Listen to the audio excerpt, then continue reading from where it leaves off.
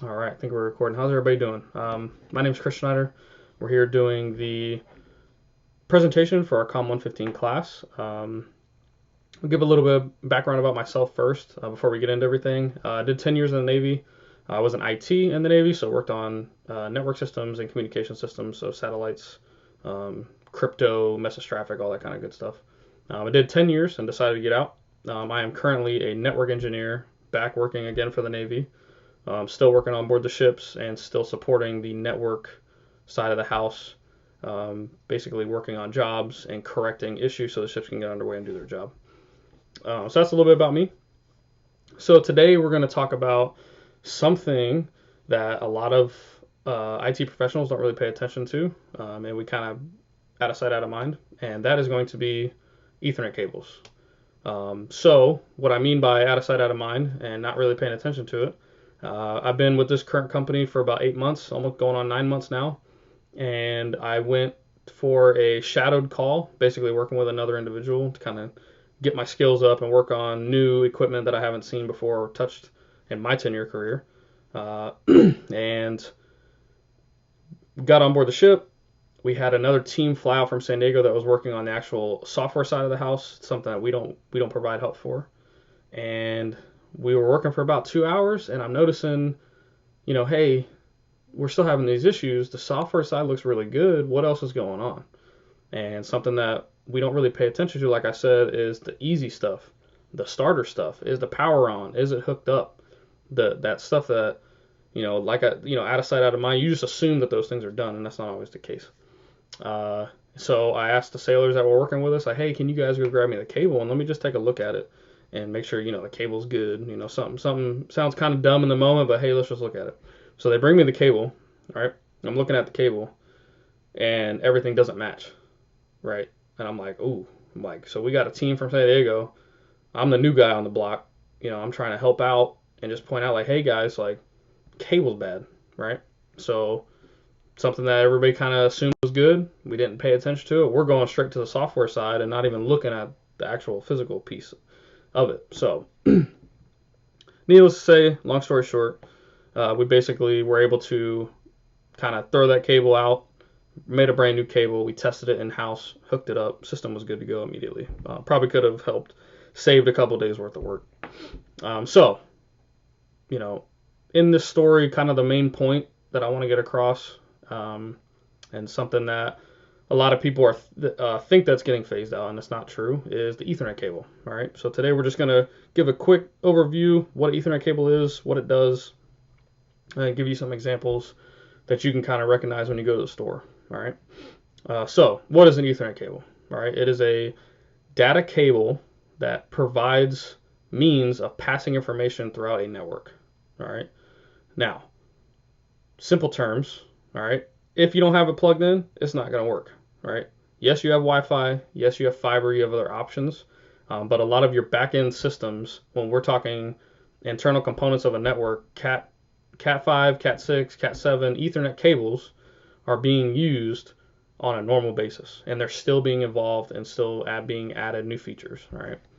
So, cat, when we say cat, it just means category. All right. And there are numbers. The numbers just mean how relevant or new that technology is.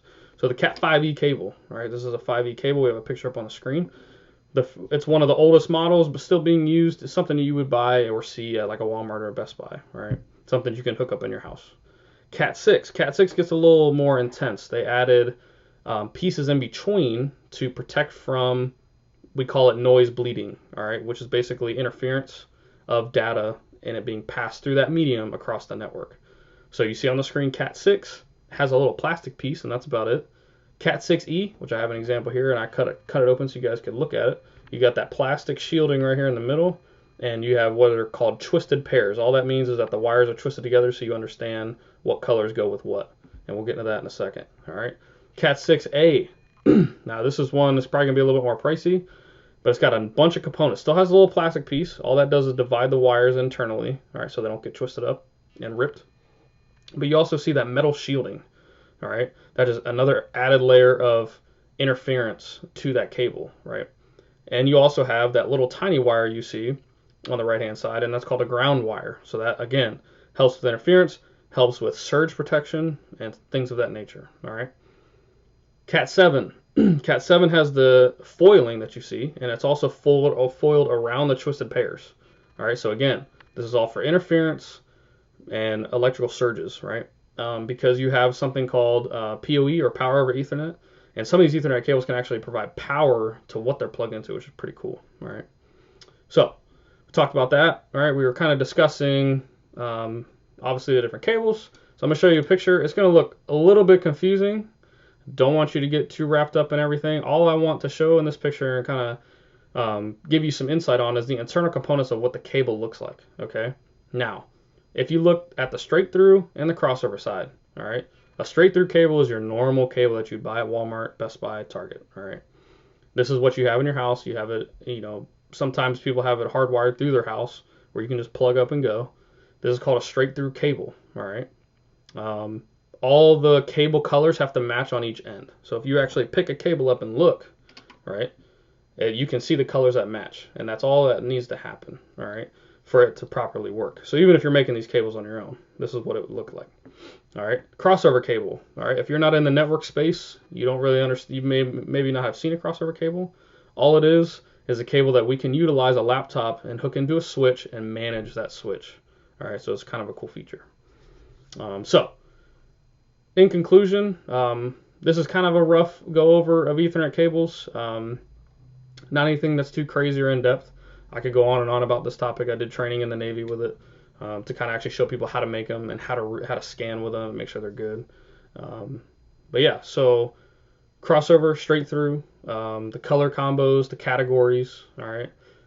I hope that we kind of gave you some information you didn't know before, and this kind of helps you in the future. And then next time you guys go to a Best Buy or a Walmart or a Target and you guys see these cables, take a look at them, familiarize yourself with them. If you have in your house, maybe kind of play around and see what kind of speed you guys can get out of them. Kind of a cool tech that's not going anywhere. It's still used in the space, and they're just continuing to add features to it. So I hope you guys enjoyed and learned something. If you guys ever have questions, let me know. Send me an email and ask away. Have a good day.